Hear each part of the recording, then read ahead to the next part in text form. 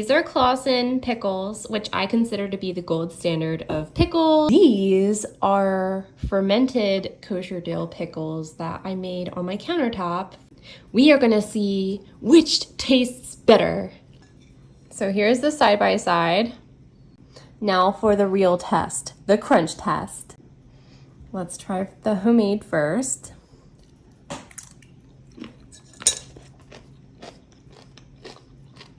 Pretty good. All right, next up, the gold standard.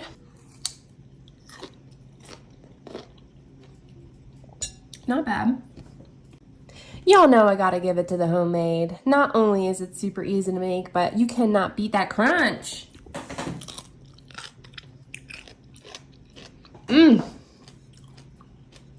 Perfection.